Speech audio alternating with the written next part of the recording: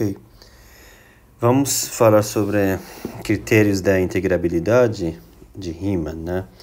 Uma função que é um clássico exemplo de função não integrável é a função que a gente falou sobre ela, é a função indicadora de conjunto dos números racionais, por exemplo, né? O que é indicadora do conjunto dos números racionais? Essa função vale 1 quando x é um número racional e 0 quando não é um número racional, certo? Em geral, dado um subconjunto de R, característica desse subconjunto é uma função que vale 1 quando o ponto está dentro do conjunto e 0 quando não está. Ok? A gente vai ver logo depois do teorema, né, de Riemann-Lebesgue, quando esse tipo de funções são integráveis. Mas a gente viu que a função que é característica de números racionais não é integrável, certo? Aquelas contas que fizemos, o up vai ser 1 e o low vai ser 0, né? O integral superior é 1, o integral inferior é 0, não coincidem. Ok. Existem vários exemplos de funções que são integráveis, porém têm descontinuidade, né? Por exemplo, uma função chamada função escada de Zeno. É uma função onde essa função tem descontinuidade nos pontos, aqui é 0, aqui é 1, aqui é o ponto 1,5, depois um ponto 1/4 e assim por diante. Aí você define a sua função no intervalo 0 até 1,5 como sendo 1,5, tá? Depois vai dar um salto e define a função, digamos, 3/4 e assim por diante. Dá um salto e define a sua função nos pontos 1 menos 1 sobre 2 elevado a n. Esses pontos são pontos de descontinuidade da função, tá? Então, essa função é uma função monótona, tá? Monótona. No intervalo 0 e 1. E dá para ver como um exercício que essa função tem integral. Porém, você está vendo que tem infinitos pontos de descontinuidade, ok? O lance é que esse conjunto dos pontos de descontinuidade é um conjunto muito magro, como a gente diz, de medida nula, ok? Então, o que era teorema?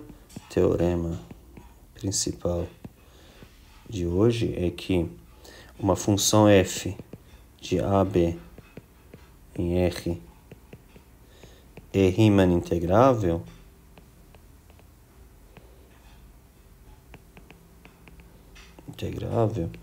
se somente C, f é limitada, certo? E o conjunto dos pontos de descontinuidade dessa função é de medida nula.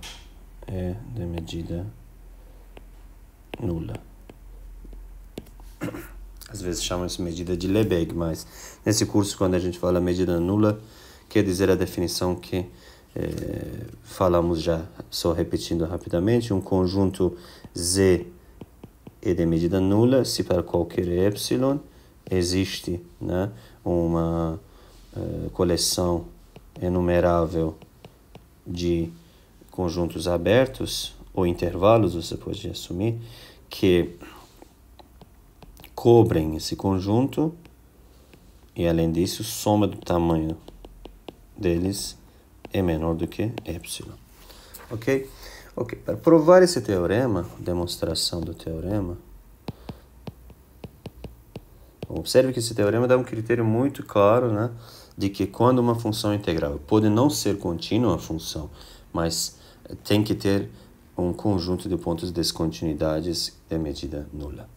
Ok, para demonstrar, vamos primeiro definir a oscilação de uma função num ponto. É uma forma de quantificar a descontinuidade. Então, oscilação de uma função num ponto x, tá? Oscilação no ponto x. Então, uma forma de quantificar a descontinuidade. Lembre que a continuidade é aquela coisa, você tem limite do lado esquerdo e direito, coincide com o valor da função naquele ponto que você está averiguando a continuidade. Agora, o que tem que ser a oscilação? A oscilação num ponto x é o limite, quando r tende a zero, do diâmetro desse conjunto. Imagem do intervalo x menos r, x mais r, ok? Bom, provavelmente você tem que dar várias pausas para digerir isto, mas eu vou fazer uma outra definição que é a mesma, né? Que é o limite supremo, quando t tende a x, de f de t, menos limite ínfimo de t tendendo a x, de f de t, ok? Claro que aqui r é maior do que zero, né? R é maior do que zero. Portanto, você vê que está fazendo, o que está calculando oscilação. Na definição aqui estrelado, digamos, a função oscila, digamos, no ponto x aqui. Bom, pronto, vamos supor que apenas tem uma descontinuidade simples dessa forma que eu desenhei. Tá? Que x menos r, x mais r? Esse intervalo. E eu estou calculando o diâmetro da imagem desse intervalo. Qual é a imagem desse intervalo x menos r, x mais r? Então, x menos r mais x mais r vai dar um intervalo, né? Que é, no caso, bom, tem que olhar no eixo dos y, né?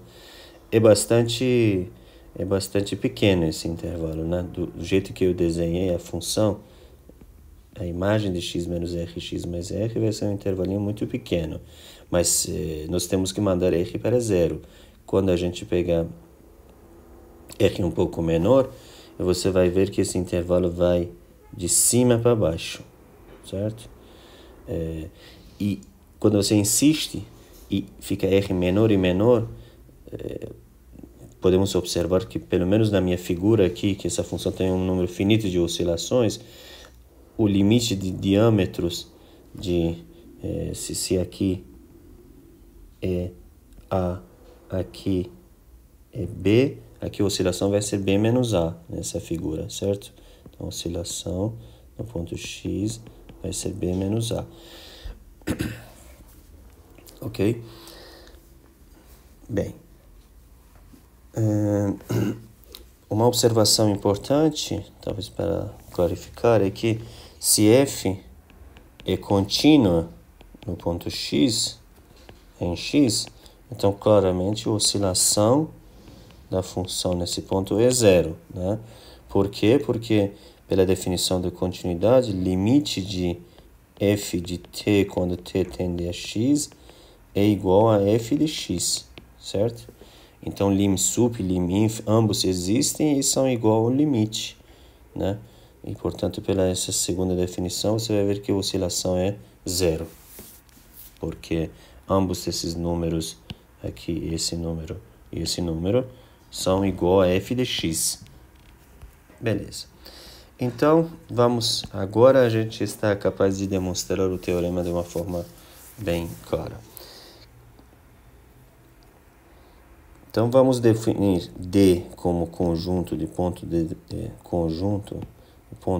de descontinuidade da função f do teorema. Ok? de f de AB em menos mm. Bom, lembre que uma função integrável, uma função que é integrável, não necessariamente tem que estar limitada. Isso já provamos nas aulas anteriores. Portanto, a parte de função ser limitada já não é mais parte da demonstração. Agora, nós vamos filtrar, né, o conjunto de pontos de descontinuidade como união de certos outros conjuntos. Aí que é a quantificação de descontinuidade. O que é D de 1 sobre K? Em geral, eu defino D de K, tá? Como sendo conjunto dos pontos x no domínio da função, onde a oscilação da função é maior do que esse K, ok?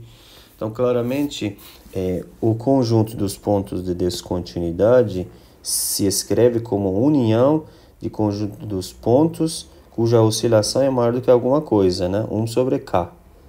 1 meio, 1 terço, 1 quarto.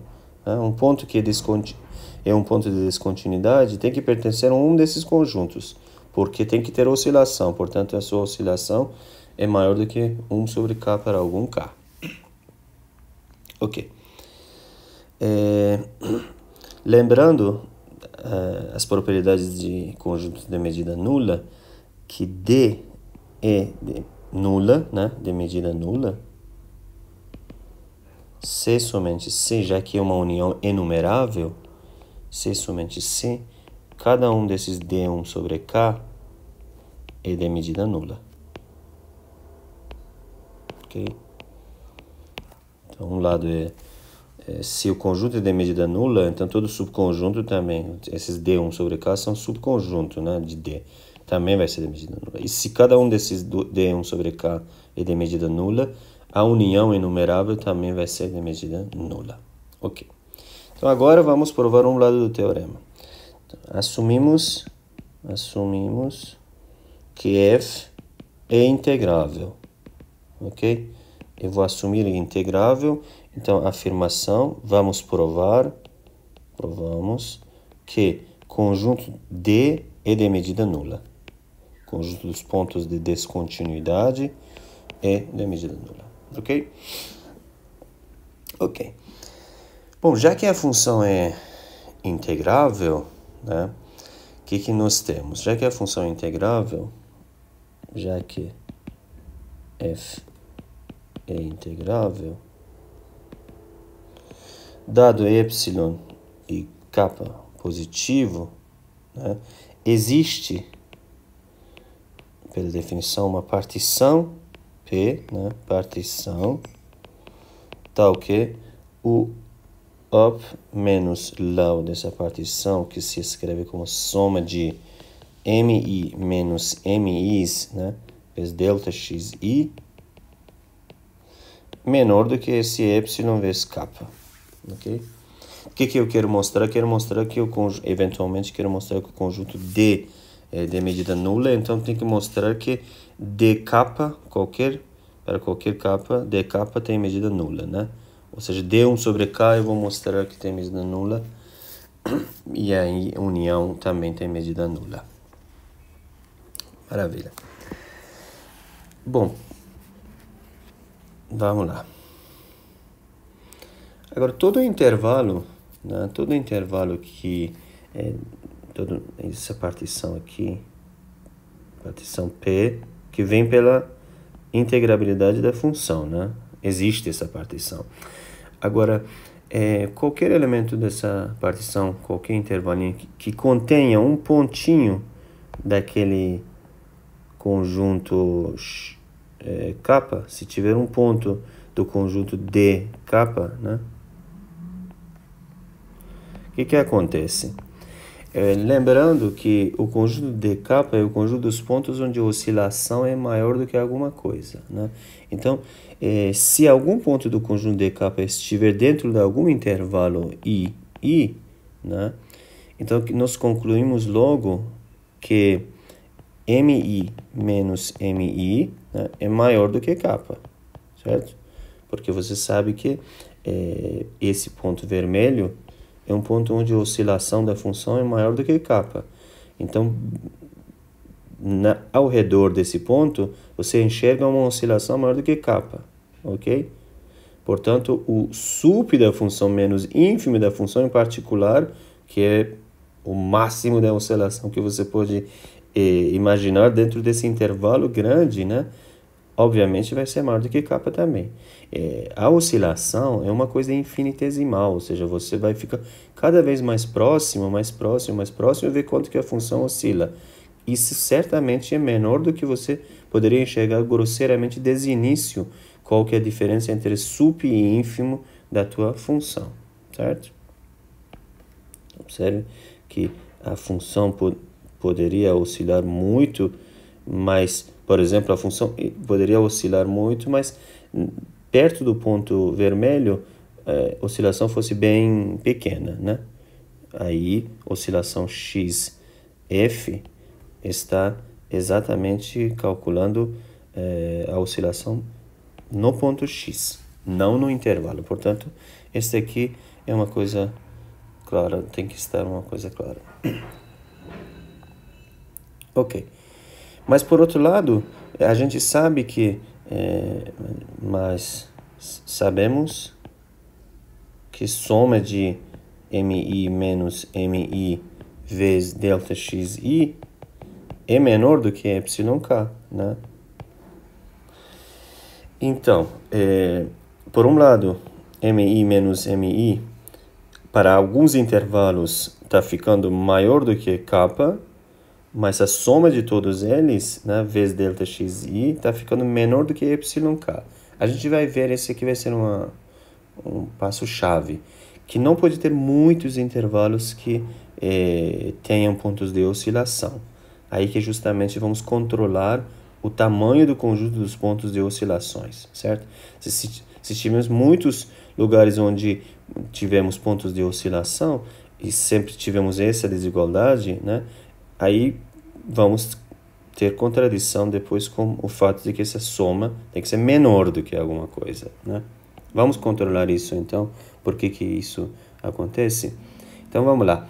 Se nós somarmos sobre todos os i's que o intervalo II, né, esses intervalos II, contenha um ponto vermelho, né, de oscilação, se apenas somar sobre esses intervalos, essa soma, né, o que vai acontecer? Nós temos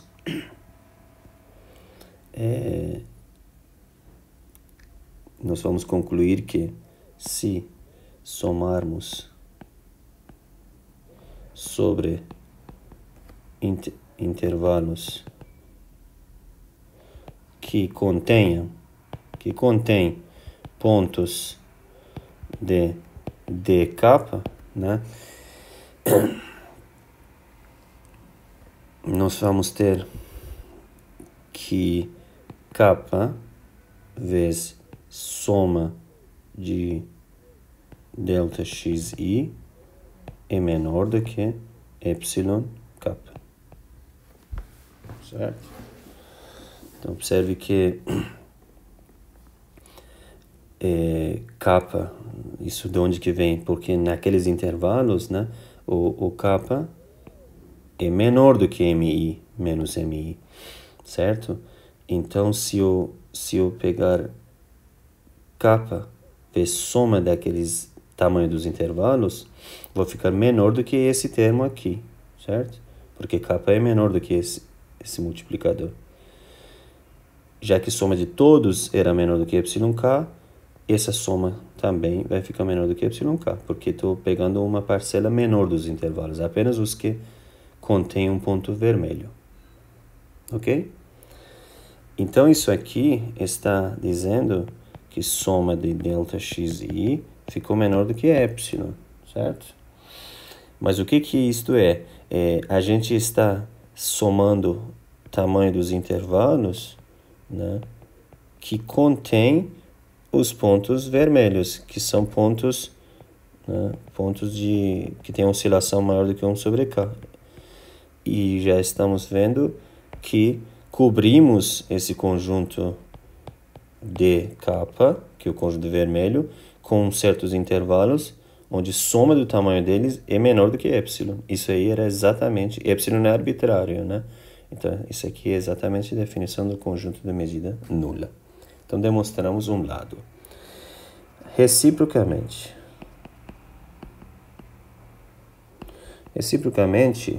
assumimos que D tem medida nula.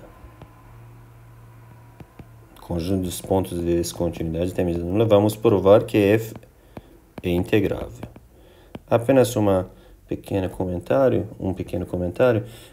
Aqui nós provamos que d capa, né, tem medida nula. Bom, isso aqui era para qualquer capa. Portanto, D também tem medida nula, porque bastava considerar D como união de D de 1 sobre K, né? 1 sobre números inteiros. Maravilha. Vamos partir para demonstrar a recíproca. Nós temos que provar a integrabilidade agora, a partir de um conjunto de descontinuidade ter medida nula.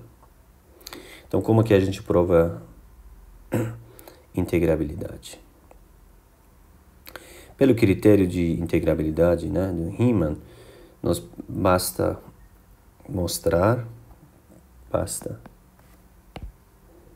precisamos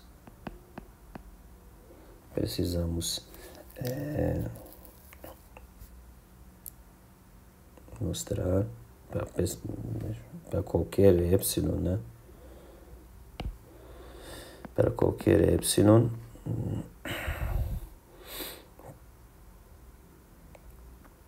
nós temos que mostrar partição de tal forma que L de FP e U de FP satisfaça U menos L menor do que epsilon, né? Ok.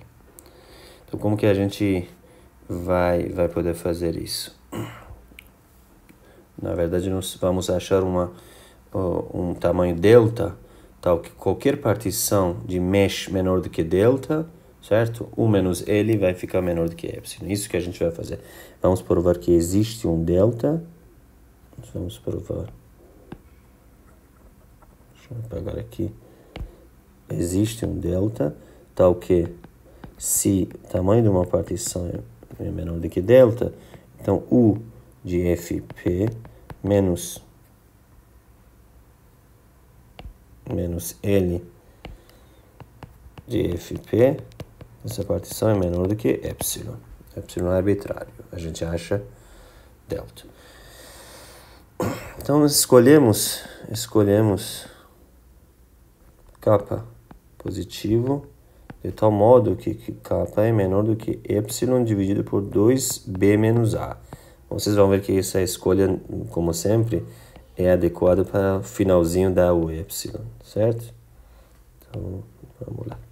O B e A são, lembre que F está definido no intervalo AB, né?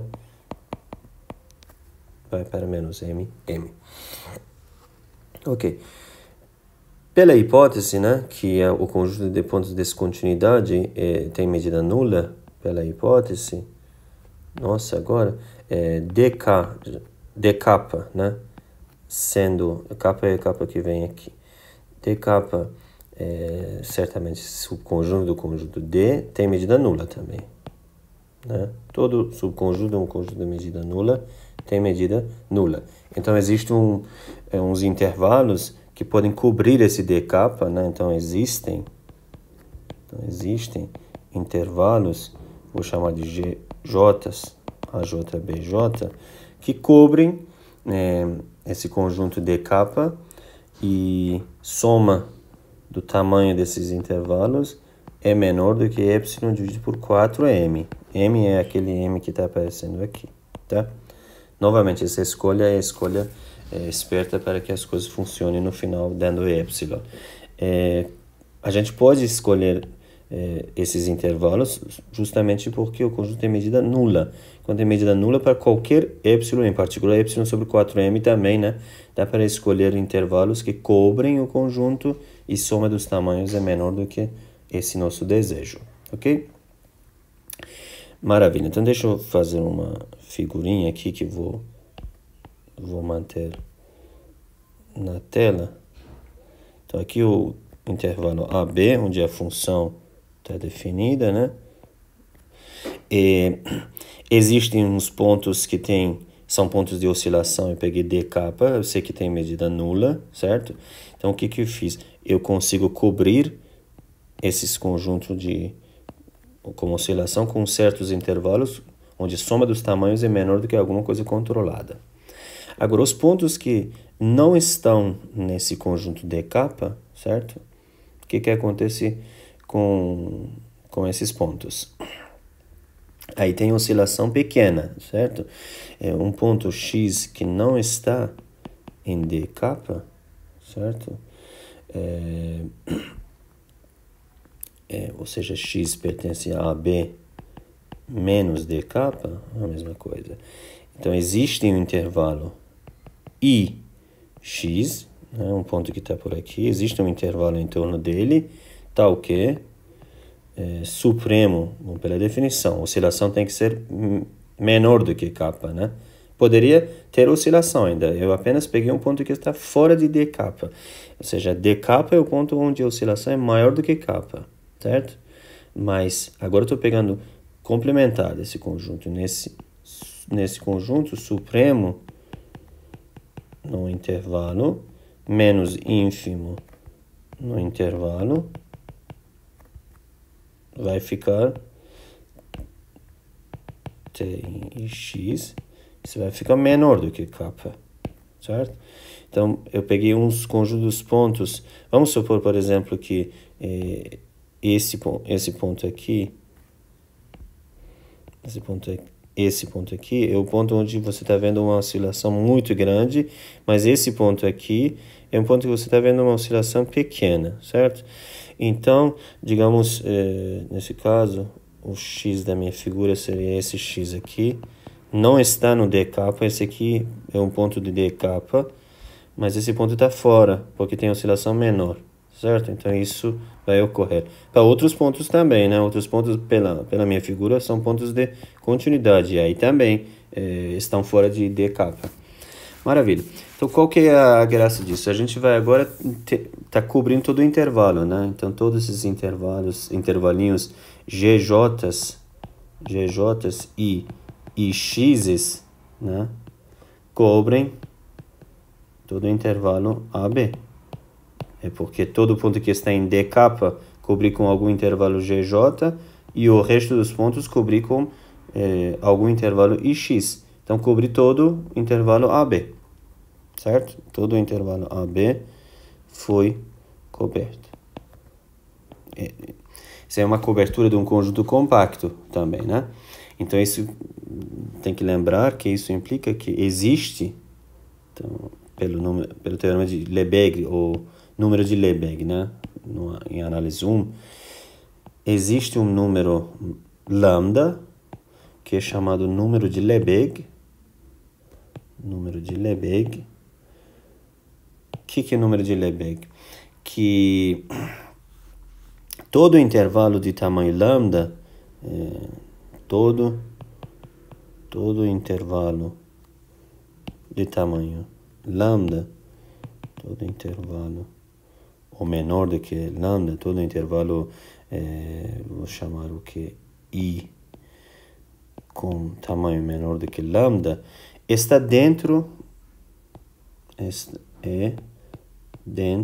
ou contido de algum GJ ou IX, ou algum desses IX.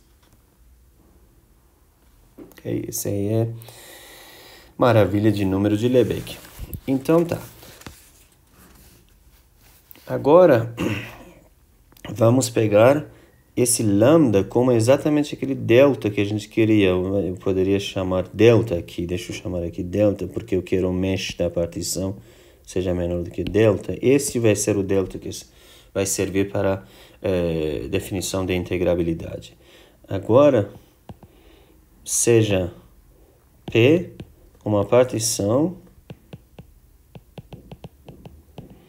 com mesh menor do que esse delta que eu obtive, certo? Vou mostrar que up menos low dele, nós vamos mostrar, ainda não sabemos, que up dessa partição menos low dessa partição é menor do que epsilon. Ok? Vamos lá. Todo intervalo dessa partição, exatamente pela maravilha de números de Lebesgue, né? Porque tem mesh menor do que delta, então qualquer elemento, então vamos lá, qualquer elemento dessa partição tem tamanho menor do que delta. O tamanho dele é menor do que delta. Então, pelo anteriormente falado, cada elemento dessa partição, cada intervalinho aqui dessa partição está dentro de um ix,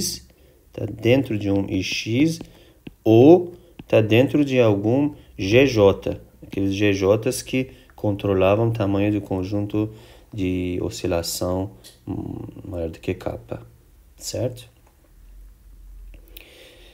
Ok.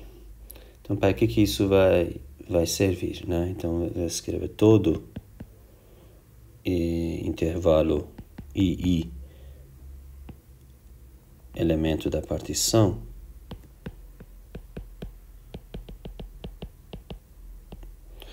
é contido totalmente em algum intervalo ix ou em algum daqueles intervalos GJs, né? Então, lembrando aqui, GJs são intervalos que a gente apresentou aqui, né? Esses intervalos que cobriam o conjunto de kappa. Maravilha. Então, a gente agora pode pegar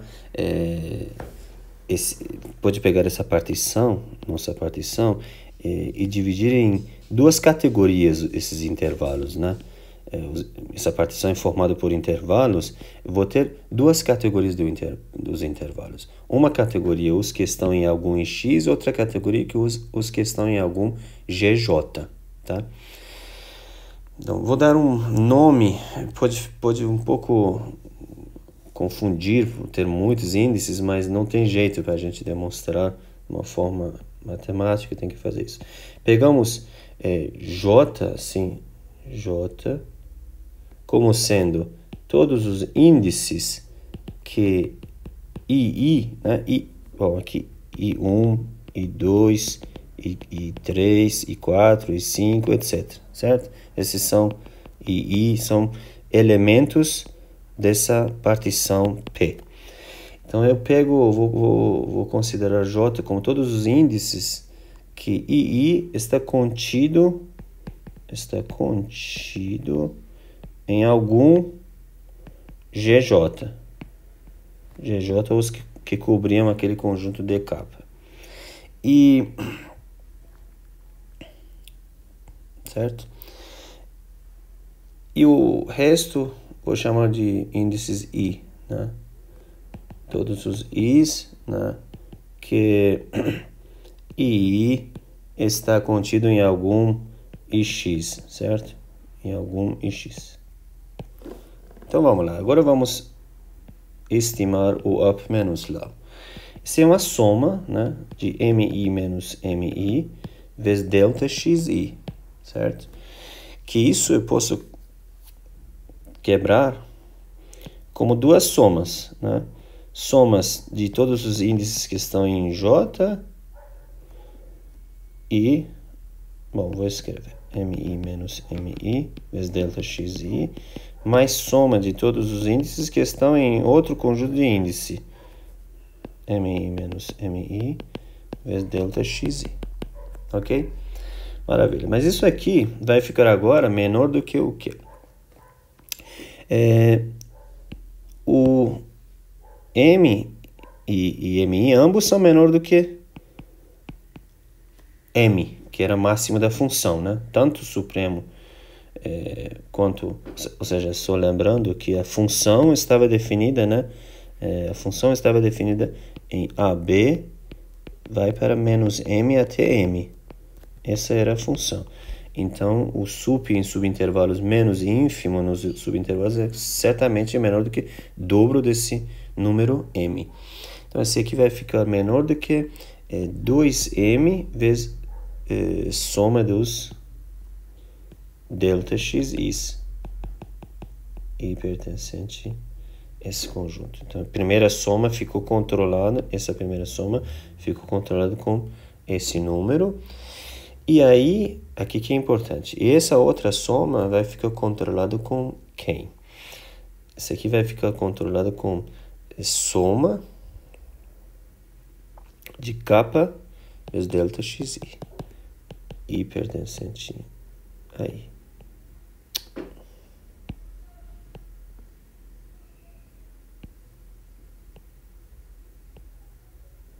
Ok? Outro conjunto de índices. Bom, lembrem que para esses i's, né, para esses intervalos, digamos, um intervalo aqui que está contido totalmente em ix, pela definição de ix, lá a oscilação era menor do que kappa, né? Então, nós concluímos que esse vai ficar menor do que kappa vezes delta xi, e outro tem menor do que 2m vezes delta xi. Então, se você somar esse aqui, vai ficar menor do que o quê? Vai ficar menor do que 2m, certo? Vezes soma de delta xi. Esse soma de delta xi é soma dos intervalos, né? Tamanho dos intervalos que estava contido em algum GJ, certo? Lembrem que eu tinha controlado, o GJ estava aqui. Soma do tamanho dos intervalos de GJ, vamos achar isso aqui, era menor do que epsilon sobre 4m. Portanto, isso aqui vai ficar menor do que epsilon sobre 4m, certo? Então vai ficar m, aí que você vai ver que essas coisas tudo foram escolhidas de forma que a gente tem agora epsilon sobre 2. Mas aqui temos kappa, né? Vezes o quê? Vezes soma de novo delta xis e pertencente intervalo, o índice, o conjunto dos índices, aqui é o conjunto dos índices. Is são os intervalos da partição, aqui estou pegando intervalos da partição que estão contidos em algum ix, certo? O que a gente tem como controle aqui? Nós temos mais um controle que apareceu, né, que era aqui, kappa. A gente sabe que kappa era escolhido menor do que epsilon sobre 2b menos a. E soma do tamanho desses intervalos, obviamente, é menor do que b menos a, porque no máximo é todo o intervalo AB. Aí você cancela isso com isso e dá epsilon sobre 2 de novo. Então, esse aqui ficou epsilon sobre 2 mais epsilon sobre 2, que é o desejado epsilon. Ou seja, nós controlamos U menos L superiormente por epsilon. Dado que epsilon era arbitrário, pelo critério de Riemann-Lebesgue, a gente tem a integrabilidade da função.